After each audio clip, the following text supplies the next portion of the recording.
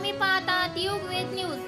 सोलापूर जिल्ह्यातील नागरिकांसाठी आजची सर्वात आनंदाची बातमी म्हणजे गेल्या 4 ते 5 दिवसापासून पावसाने घेतलेली विश्रांती अखेर संपली असून आज जिल्ह्यात अनेक भागात पावसाचे पुन्हा हजेरी लावली आहे।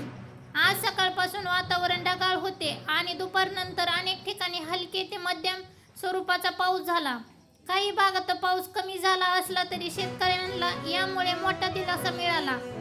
हवामान खात्याच्या अंदाजानुसार सोलापूर परिसरात मेघगर्जनेसह पावसाची शक्यता वर्तवण्यात आली होती आणि आज त्या अंदाजाला पुष्टी मिळाल्याचे दिसून आले। गेल्या काही दिवसांपासून पाऊस गायब झाल्यामुळे शेतकऱ्यांची चिंता वाढली होती।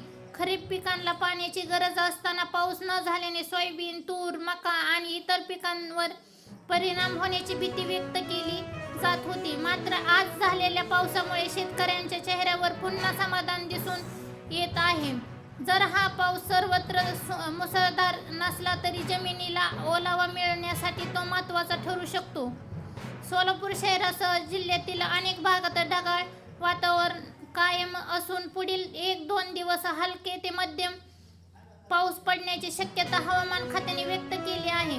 मित्रांनो, तुमच्या भागात आज किती पाऊस झाला? तुमच्या गावाचं नाव आणि पावसाची माहिती आम्हाला कमेंट करून नक्की सांगा।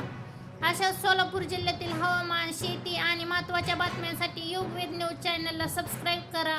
व्हिडिओ आवडला असेल तर लाईक करा, शेअर करा। धन्यवाद।